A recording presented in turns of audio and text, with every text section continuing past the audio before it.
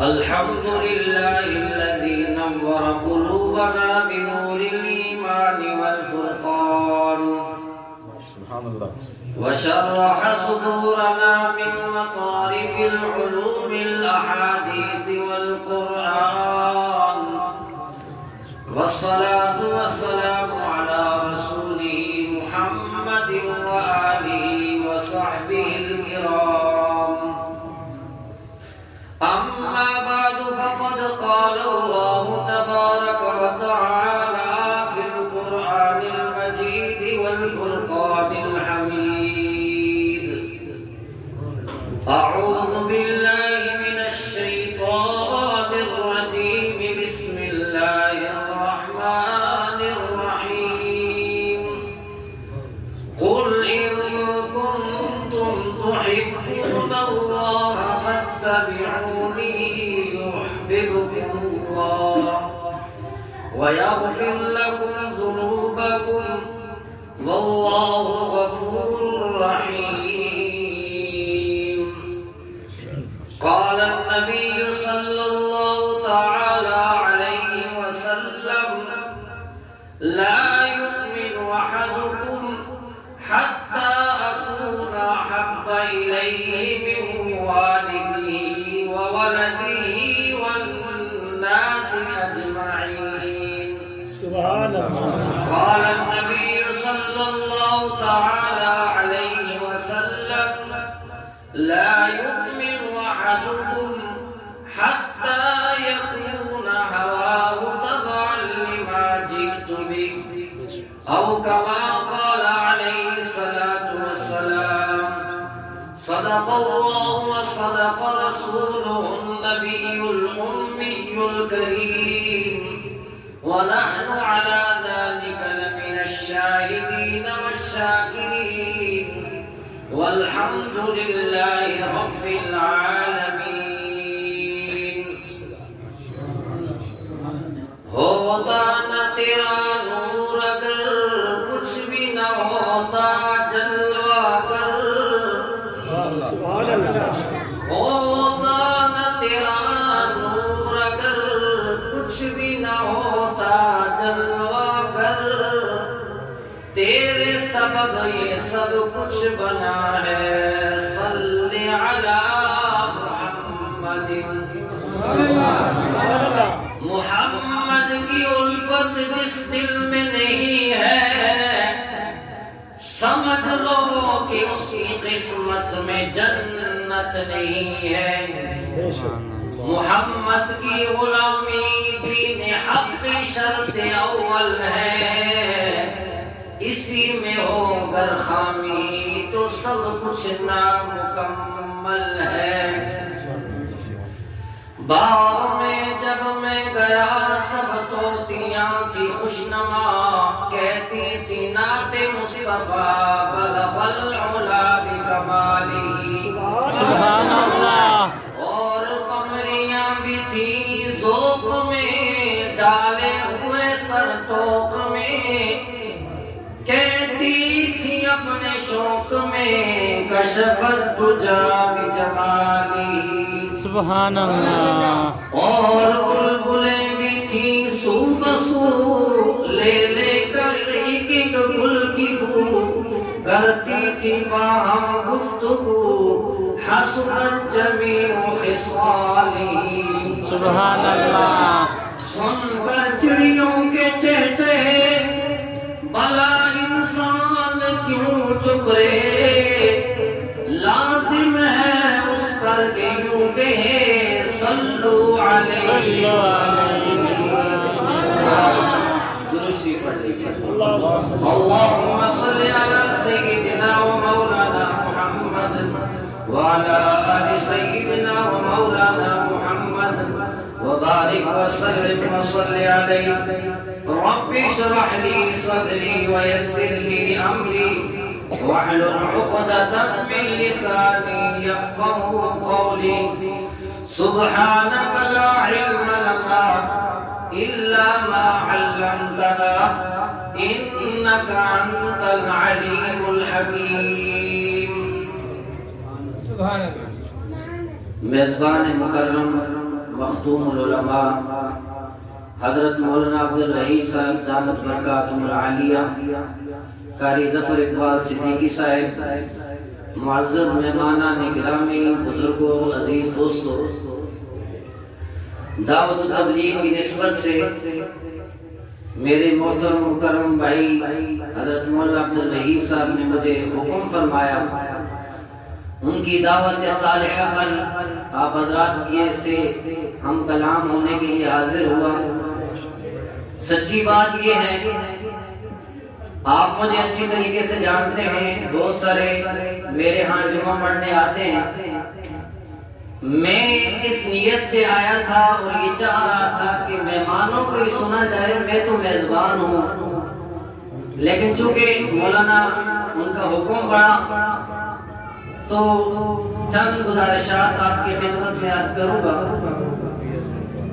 ہمارے آج کے مہمان خصوصی یقیناً میں نام سے تو نہیں جانتا، لیکن قرائن سے لگ رہا ہے کہ وہ پہنچ گئے ہیں، اس لیے مختصر کریں گے انشاءاللہ۔ آج کا یہ پروگرام سیرت النبی صلی اللہ علیہ وسلم کے عنوان سے معنون ہے۔ آقا صلی اللہ علیہ وسلم کی سیرت یہ ایک ایسا موضوع ہے کہ جس کو سننے کے لیے ابو بکر صدیق جیسا دل چاہیے اور بیان کرنے کے لیے روح الامین جیسی زبان چاہیے۔ حضرت مولانا مشکور دین پوری رحمہ اللہ فرمایا کرتے تھے، یہ جو 14 طبق ہیں، 7 زمینیں 7 آسمان، اگر ان کو کاغذ بنا دیا جائے اور جتنے بھی درخت ہیں ان کے قلم بنا دیے جائیں، جتنے بھی دریاؤں اور سمندروں کے پانی ہیں ان پانیوں کی روشنائی بنا دی جائے، سیاہی بنا دی جائے، اور فرشتوں کو حکم دیا جائے کہ آقا کی سیرت لکھنا شروع کرو، مولانا فرمایا کرتے تھے کاغذ ختم ہو جائیں گے، درختوں سے بنائی گئی کلمیں ٹوٹ جائیں گی، روشنائی ختم ہو جائے گی، محمد مصطفیٰ صلی اللہ علیہ وسلم کی ایک زلف کی تعریف بھی ختم نہیں ہو سکتی۔ سبحان اللہ۔ جس کا ثناء خود رب لم یزل ہو، جس کی مدح سرائی رب نے خود فرمائی ہو، میں اور آپ کہاں بیان کرنے اور سننے کا وہ جسارت کر سکتے ہیں؟ صرف یہ ہے کہ ہماری مثال اس بلبل کی سی ہے کہ جو چونچ میں پانی لیے جا رہی تھی، کسی نے کہا وہ نمرود نے جو شعلے بھڑکائے ہیں وہ آسمان سے باتیں کر رہے ہیں، آپ کی چونچ میں آنے والا پانی ان شعلوں کو نہیں بجھا سکے گا۔ بلبل نے کہا آگ بجھانا مقصد نہیں، ابراہیم کے غلاموں میں نام لکھوانا مقصد ہے۔ سبحان اللہ۔ ہم کہاں سیرت بیان کر سکتے ہیں؟ آقا کے سیرت بیان کرنے والوں میں ہم اپنا نام لکھوانا چاہتے ہیں۔ بے شک سبحان اللہ۔ میرے دوستوں اور بزرگوں، میں نے جو آیت آپ کے سامنے تلاوت کی، ویسے تو پورا قرآن آقا کی مدح سرائی بیان کرتا ہے، آقا کی تعریف بیان کرتا ہے۔ خود حضرت عائشہ صدیقہ رضی اللہ تعالیٰ عنہ سے پوچھا آپ کے اخلاق کیا ہیں؟ کہا کان خلقہ القرآن، آقا کے اخلاق پورا قرآن ہے، الف لام میم سے لے کر والناس تک پورا قرآن پڑھتے جاؤ اور آقا کی سیرت پڑھتے جاؤ۔ بے شک سبحان اللہ۔ جو آیت میں نے تلاوت کی، رب اپنے محبوب صلی اللہ علیہ وسلم سے فرما رہے ہیں کہ میرے محبوب قل اعلان فرمائیے، کلام میرا ہے، زبان آپ کی ہو، ان کنتم تحبون اللہ، اگر تم اللہ سے محبت کرنا چاہتے ہو، آپ کے علم میں ہوگا کہ جتنے بھی ادیان باطلہ ہیں، جتنے بھی دنیا میں ادیان ہیں، ان کے نام لیوا ہیں، اکثریت اللہ کو مانتی ہے اور اللہ تعالیٰ سے محبت کا دعویٰ کرتی ہے، بلکہ یہود و نصارہ تو یوں کہتے تھے کہ نحن ابناء اللہ واحباؤہ، ہم تو اللہ کے بیٹے ہیں اور اللہ کے محبوب ہیں، رب ہمارا محبوب اور ہم رب کے محبوب، تو رب تعالیٰ نے سب کے مزاج کو دیکھتے ہوئے اعلان کیا کہ میرے محبوب یہ مجھ سے محبت کا دعویٰ کرتے ہیں، ان کو بتلا دیجئے اگر مجھ رب سے محبت کرنا چاہتے ہو تو فاتبعونی، مجھ محمد کی اتباع کرنی پڑے گی، محمد رسول اللہ صلی اللہ علیہ وسلم کی ادائیں اپنانی پڑیں گی۔ اور کوئی کسی کی ادا کب اپناتا ہے؟ جس سے پیار ہوتا ہے۔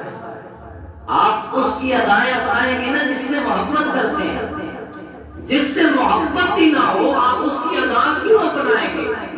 گویا رب یہ بتانا چاہتے ہیں کہ مجھ سے محبت کرنی ہے تو میری محبت کی سب سے پہلی شرط یہ ہے کہ میرے محبوب سے پیار کرنے لگ جاؤ، اور اس درجے میں پیار کرو کہ میرے محبوب کی اتباع کرنے لگ جاؤ۔ محبوب سے محبت کر کے اتباع کرنا تمہارا کام ہے، تمہیں اپنا محبوب بنا لینا یحببکم اللہ مجھ رب کا کام ہے، تم مجھ رب کے محبوب بن جاؤ گے۔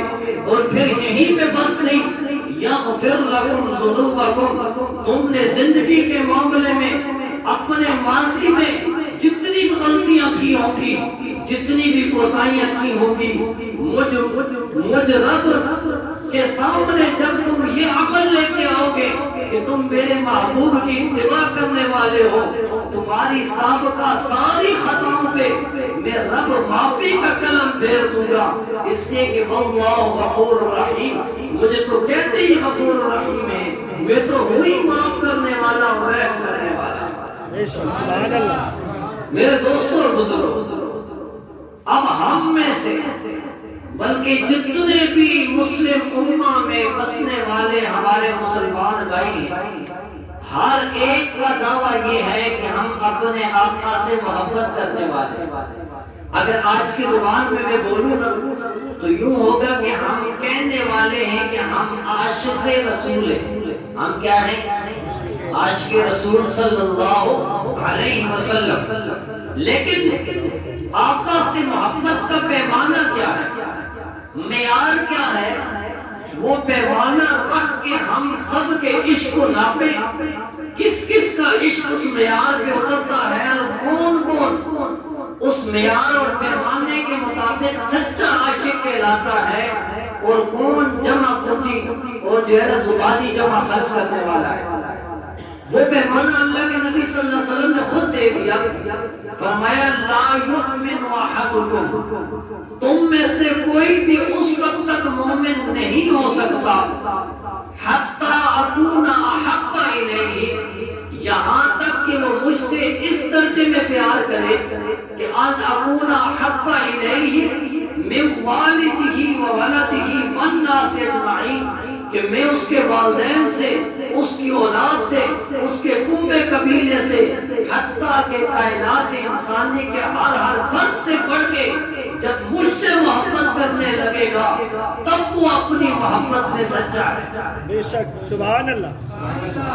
ہمارے ہاں اس کے برعکس ہے، ایک طرف ہماری اولاد کا مسئلہ آ جائے، والدین کا مسئلہ آ جائے، ہم آقا کے حکموں کو بھول جاتے ہیں، ہم شریعت کو بھول جاتے ہیں، اور ایک طرف آقا صلی اللہ علیہ وسلم کے سچے عاشق اصحاب محمد مصطفیٰ کا معاملہ ہے کہ سیدنا ابو بکر صدیق رضی اللہ تعالی عنہ باپ جو ابھی مسلمان نہیں ہوا، آقا کے معاملے میں، آقا کے بارے میں نازیبا کلمات کہے، سیدنا ابو بکر صدیق نے رکھ کے تھپڑ مارا، بوڑھا باپ نبینا جا کے گرا، روتا ہوا آقا کی خدمت میں گیا، آقا آپ کے دوست ابو بکر نے تھپڑ مارا ہے۔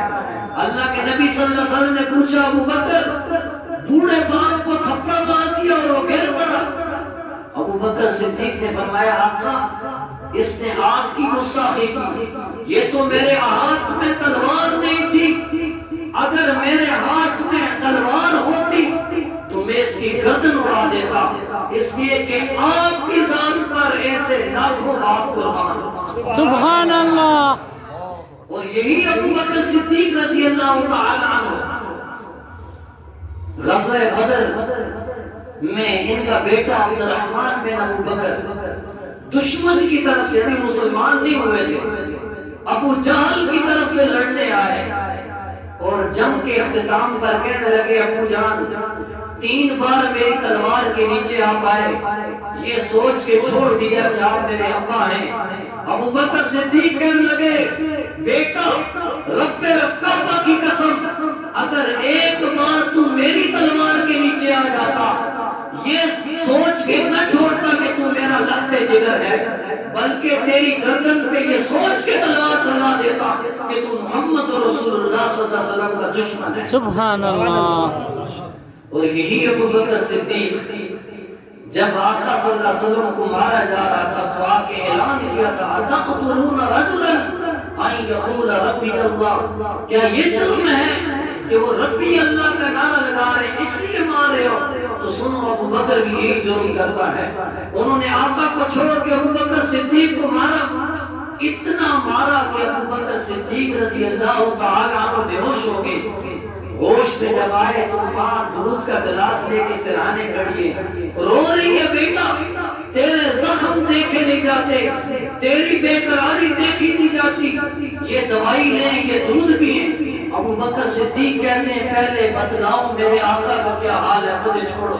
سبحان اللہ۔ کہا کہ آقا ٹھیک ہے۔ ابو بکر کو اس وقت تک یقین نہیں آتا جب تک اپنی آنکھوں سے چہرہ مصطفیٰ کی زیارت نہ کر لے۔ سبحان آقا اللہ۔ کا چہرہ دیکھا اس وقت، اس کے بعد ابو بکر صدیق رضی اللہ تعالیٰ عنہ نے دودھ کا پیالہ منہ سے لگایا۔ اور اسلام کی سب سے پہلی شہیدہ حضرت سمیہ رضی اللہ تعالی عنہ، ایک تو عورت ہے اور دوسرے نمبر پہ باندی، اور باندی بھی اس شخص کی جس کو ابو جہل کہتے ہیں، اس امت کا فرعون کہتے ہیں۔ اللہ کے نبی صلی اللہ علیہ وسلم نے فرمایا فرعونی اشد من فرعون موسیٰ، میری امت کا جو فرعون ہے یہ موسیٰ علیہ السلام کے دور کے فرعون سے بھی زیادہ سخت ہے، اس لیے کہ اس فرعون نے مرتے وقت ڈوبتے وقت یہ کہا تھا کہ میں موسیٰ علیہ السلام کے رب پہ ایمان لاتا ہوں، گو کہ اس وقت ایمان لانا قبول نہیں تھا، لیکن یہ بدبخت جب زخمی ہوا، 2 معصوم بچوں کے ہاتھوں جب زخمی ہوا اور آخر میں اس کی گردن کاٹنے کے لیے حضرت عبداللہ بن مسعود اس کے سینے پہ چڑھے اور کہا کہ تمہیں یقین ہو گیا جو آقا نے فرمایا تھا۔ آگے سے کہتے ہیں یا راعی الغنم، اور بکریاں چرانے والے خاموش رہو، کچھ نہیں ہوا۔ کیا ہے؟ ایک بندے نے دوسرے بندے کو مار دیا ہے، اور یہ جو کون تلوار لے کے میری گردن کاٹنا چاہتا ہے نا، اس سے میری گردن نہیں کٹے گی، یہ لے میری تلوار، اس سے میری گردن کاٹ۔ اور خیال کرنا ہمارے سروں کی مدینے میں نمائش ہوگی، میری گردن نیچے سے رکھ کے کاٹنا تاکہ میرا سر فٹبال نہ لگے اور دنیا کو پتہ لگے کہ یہ محمد رسول اللہ کے سب سے بڑے دشمن کا سر ہے۔ اس لیے عطا اللہ شاہ بخاری فرمایا کرتے تھے کسی نے دوستی سیکھنی ہو تو ابو بکر صدیق سے سیکھے، اور دشمنی سیکھنی ہو تو ابو جہل سے سیکھے۔ تو اس ابو جہل کی باندی حضرت سمیہ، ایک تو عورت، پھر اس بدبخت کی باندی ایمان لے آئی۔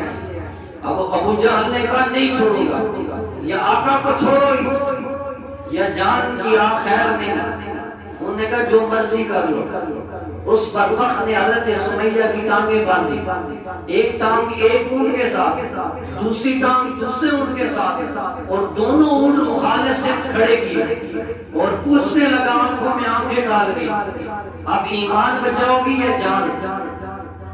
حضرت سمیہ آنکھوں میں آنکھیں ڈال کے فرمانے لگی، او بدبخت کیا بات کر رہا ہے، یہ تو ایک جان ہے، اگر اللہ قیامت تک سمیہ کو زندگیاں دیتا رہے اور محمد مصطفیٰ کی ناموس پر قربانی مانگی جائے، سمیہ ایک ایک کر کے اپنی جان کی قربانی دے دے، لیکن ناموس رسالت پر کبھی بھی سودا نہ کرے۔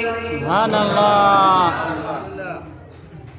اس لیے کہ آقا صلی اللہ علیہ وسلم کا چہرہ دیکھ لیا، بس عقل و خیرت کو چھو نہ سکا وہ تمام عمر، جادو تیری نگاہ کا جس پر بھی چل گیا، جس پر تیری نگاہ کا جادو چل گیا پھر وہ سب کچھ بھول گیا۔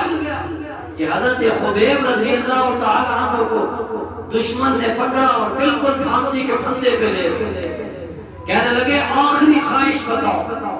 ہم جیسے ہوتے تو کہتے ہیں مجھے بیوی سے ملنے دو، مجھے بچوں سے ملنے دو۔ حضرت خبیب فرمانے لگے مجھے 2 رکعت نماز پڑھنے دو، 2 رکعت نماز پڑھنے کی اجازت مانگی اور نماز سے سلام پھیرا۔ کہتے ہیں آج جتنا سکون ملا اتنا کبھی نہ ملا، دل کر رہا تھا کہ آج کی نماز کو کبھی ختم نہ کروں، مختصر اس لیے کر دی کہ دشمن یہ نہ سمجھے کہ خبیب ڈر گیا ہے۔ اب حضرت خبیب کے گلے میں پھندا ڈالا، وہ بدبخت کہنے لگے خبیب آپ کی بیوی کو یقین ہو گیا کہ وہ بیوہ ہوگی، آپ کے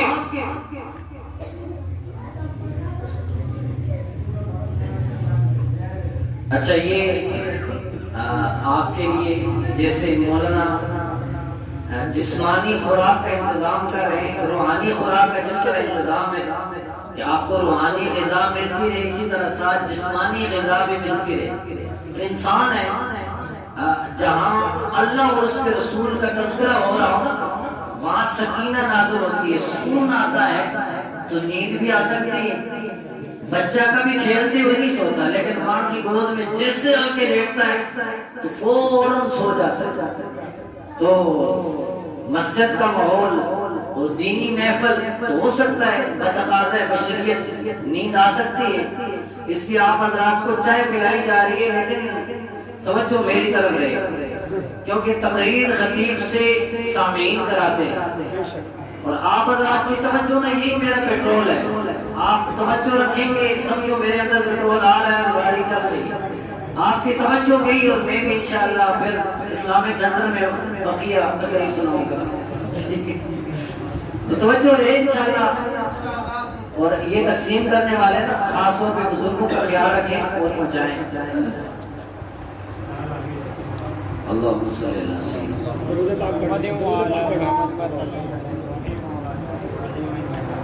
وقت کہنے لگے کہ خبیب آپ کی بیوی کو یقین ہو گیا ہے کہ وہ بیوہ ہو گئی، آپ کے بچوں کو یقین ہو گیا ہے کہ وہ یتیم ہو گئے، ایک شرط پہ آپ کو چھوڑا جا سکتا ہے، آپ کے آقا گھر بیٹھے ہیں، ہم کہاں تک پہنچ سکتے ہیں، صرف کہنے کی بات ہے کہ آپ زبان سے یہ کہہ دو کہ کاش یہ پھندا میرے گلے میں نہ ہوتا، نعوذ باللہ محمد رسول اللہ صلی اللہ علیہ وسلم کے گلے میں ہوتا۔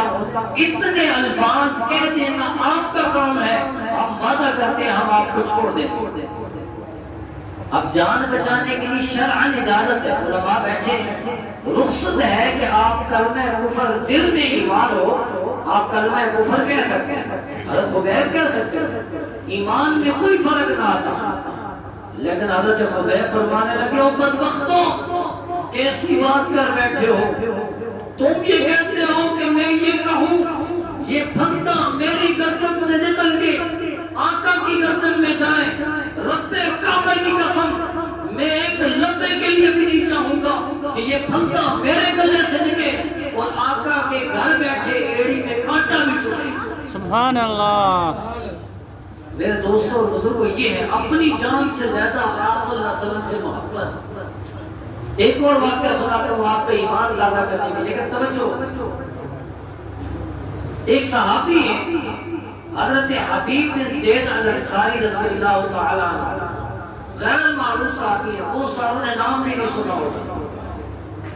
حضور صلی اللہ علیہ وسلم کی زندگی کے آخری لمحات میں جب مسلمہ کذاب نے نبوت کا دعویٰ کیا، اس قسم کے بے ایمان پیدا ہوتے رہتے ہیں، حضور کی حیات طیبہ میں اس نے نبوت کا دعویٰ کیا، تو یہ حبیب بن زید الانصاری حضور کا قاصد بن کے گئے، حضور کا خط لے کے اس کے پاس اس کو سمجھانے گئے،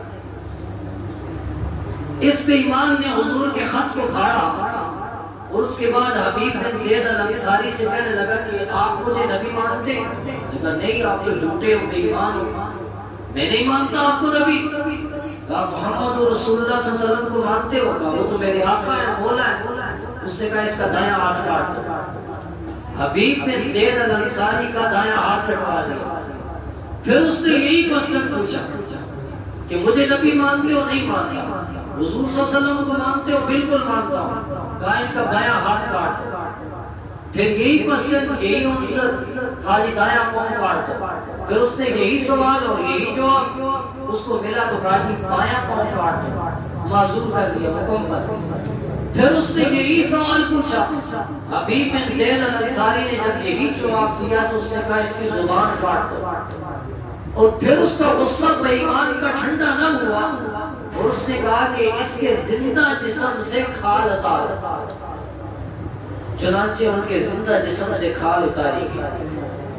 ان کی والدہ کے پاس جب یہ پیغام پہنچا، حبیب بن زید الانصاری رضی اللہ تعالیٰ عنہ کی والدہ کو جب یہ اطلاع ملی کہ حضور اقدس صلی اللہ علیہ وسلم کی ختم نبوت پر پہرا دیتے ہوئے، آپ کے ناموس کا دفاع کرتے ہوئے میرے رختے جگر کا پہلے دایاں ہاتھ کٹا، پھر بایاں ہاتھ کٹا، پھر دایاں پاؤں کٹا، پھر بایاں پاؤں کٹا، پھر زبان کٹی، پھر کھال اس طرح اتاری گئی جس طرح زندہ بکری سے اتاری جاتی ہے۔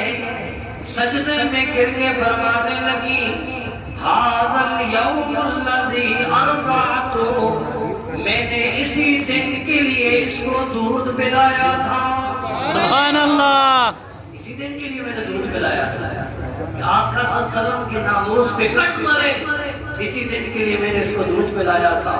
میرے دوستوں اور بزرگوں، یہ ہوتی ہے محبت کہ اپنی جان سے، اپنی اولاد سے، اپنے والدین سے اور کائنات انسانی کے ہر فرد سے پیدا ہے۔ اور دوسرا پیمانہ اللہ کے نبی صلی اللہ علیہ وسلم نے یہ فرمایا کہ لا یؤمن احدکم حتی یکون ہواہ تبعا لما جئت بہ، کوئی اس وقت تک مومن نہیں ہو سکتا جب تک اپنی خواہشات کو اس کے تابع نہ کر دے جو کچھ میں لے کے آیا۔ یعنی اپنے رسم و رواج اور تمام چیزوں کو چھوڑ دے اور صرف جو میں دین لے کے آیا ہوں۔ اس وقت میں اور آپ اگر اپنے گریبان میں جانیں تو ہماری شادی خمیوں میں تمام وہ ہندوانہ رسومات وہ ہم اپنائے ہوئے ہیں، گلے لگائے ہوئے ہیں۔ ہمیں یاد ہی نہیں کہ آقا صلی اللہ علیہ وسلم کی سنت کیا ہے۔ حضور اقدس صلی اللہ علیہ وسلم نکاح کے موقع پر ہمارے لیے کیا پیغام لائے، خوشیوں اور غمیوں میں حضور اقدس صلی اللہ علیہ وسلم ہمیں کیا سکھلا گے، کیا بتلا گے۔ جبکہ جن لوگوں نے، جن کو رب نے جنتی ہونے کا سرٹیفکیٹ دیا، جن سے رب نے محبت کی، جو سب سے پہلے یار ہیں، انہوں نے ان کے اندر بھی رسومات تھی۔ انہیں نے آقا صلی اللہ علیہ وسلم کے دین کے آنے کے بعد رسومات کو کیسے چھوڑا؟ آؤ آپ کو بتلاؤں کہ حضرت حذیفہ بن یمان رضی اللہ تعالیٰ عنہ ایران کے بادشاہ کے دربار میں بیٹھے ہوئے، قسم کھانے لگے ہوئے، اور حذیفہ بن یمان رضی اللہ تعالیٰ عنہ سے لقمہ گرا۔ انہوں نے اٹھایا، آقا کی سنت یہی ہے کہ لقمہ گرے اور صاف کر کے کھا لو۔ دوسرے ساتھی نے وہ نہیں مانی کہ یہ کیا سوچیں گے کہ مسلمان اتنے بھوکے۔ حضرت حذیفہ بن یمان فرمانے لگے اَأَتْرُكُ سُنَّتَ حَبِیبِی لِهَؤُلَاءِ الْحُمَقَاءِ، کیا میں اپنے محبوب کی سنت کو ان بیوقوفوں کی وجہ سے چھوڑ دوں؟ سبحان اللہ، یہ کیسے ہو سکتا ہے؟ اور صلح حدیبیہ کے موقع پر حضور صلی اللہ علیہ وسلم کا قاصد بن کے حضرت عثمان کے اب مشرکین سے مذاکرات ہونے ہیں۔ حضرت عثمان رضی اللہ تعالیٰ عنہ کے جو رشتہ دار تھے مکہ میں، کہنے لگے عثمان آپ کی چادر اٹھی ہوئی ہے، آپ کے ٹخنے ننگے ہیں، عرب سرداروں کا مزاج یہ ہے کہ وہ چادر لٹکا کے رکھتے ہیں. یہ کیا سوچیں گے آپ سردار نہیں لگیں گے؟ آپ اپنی چادر ذرا لٹکا لیجیے ان کو دکھانے کے لیے. حضرت عثمان نے فرمایا نہیں، عثمان سردار لگے یا نہ لگے، عثمان کے کانوں میں آقا کا یہ فرمان گونج رہا ہے ما اسفل من الکعبین من الازار من نار، کہ ٹخنوں کا وہ حصہ جو پاجامہ کے نیچے رہے گا وہ جہنم میں جائے گا. اس لیے عثمان اپنی تہبند کو نیچے نہیں کر سکتا. سبحان اللہ. ایسے تو نہیں غزوتیں ملی کہ جیش عسرت غزوہ تبوک کے موقع پر اللہ کے نبی صلی اللہ علیہ وسلم چندے کی اپیل کر رہے. حضور اقدس صلی اللہ علیہ وسلم نے دائیں دیکھا، فرمایا ہے کوئی آج کے دن چندہ دینے والا؟ رومیوں کے خلاف جانا ہے، لڑنا ہے، لمبا سفر ہے اور پاس مالی وسائل نہیں. کون ہے جو تعاون کرے؟ حضور اقدس صلی اللہ علیہ وسلم نے نگاہ دائیں طرف ڈالی. عثمان دوڑ کے دائیں طرف پہنچ گیا اور آقا صلی اللہ علیہ وسلم کے سامنے کھڑے ہو کے کہنے لگا یا رسول اللہ صلی اللہ علیہ وسلم 400 اونٹ غلے سے لدے قبول فرمائیے. سبحان اللہ. حضور اقدس صلی اللہ علیہ وسلم نے سامنے دیکھا، کہا کوئی اور. عثمان دوڑے اور سامنے آئے. آج کہنے لگے آقا 400 اور قبول فرمائیے. سبحان اللہ. حضور اقدس صلی اللہ علیہ وسلم نے بائیں دیکھا، فرمایا کوئی اور. عثمان دوڑے اور یہاں پہنچ گئے. فرمانے لگے آج کہنے لگے آقا 400 اور قبول فرمائیے. سبحان اللہ. اور آج کہنے لگے آقا 70 جنگی تربیت یافتہ گھوڑے بھی قبول فرمائیے. سبحان اللہ. اس کے بعد گھر چلے گئے اور جا کے چادر بچھائی اور اوپر اشرفیاں ڈالی، درم اور دنانیر، چادر کو بھرا اور چاروں کونوں سے پکڑ کے اور مشکل اٹھا کے آکے آقا کے قدموں میں نچھاور کیا کہ آقا آپ کا تو جان قربان، یہ مال کیا چیز ہے. حضور اقدس صلی اللہ علیہ وسلم خوش ہوئے. خوشی سے آقا صلی اللہ علیہ وسلم نے آسمان کی طرف دیکھا، فرمانے لگے اللہم رضیت عن عثمان فرض عنہ، خدا وقتا میں فرشوں پر عثمان پہ سے راضی ہو گیا ہوں، تو عرش پہ عثمان سے راضی ہو جا. سبحان اللہ. اس کے بعد اللہ کے نبی صلی اللہ علیہ وسلم ان سکوں کے اندر، ان درم دنانیر کے اندر انگلیاں چلا رہے اور فرما رہے ما ذر عثمان ما عمل بعد هذا اليوم، آج کے بعد کوئی چیز بھی عثمان کو جنت جانے سے نہیں روک سکتی. میں محمد اعلان کرتا ہوں کہ یہ پکا جنتی ہے. سبحان اللہ. یہ عظمتیں اسی لیے ملی، اللہ کے محبوب بنے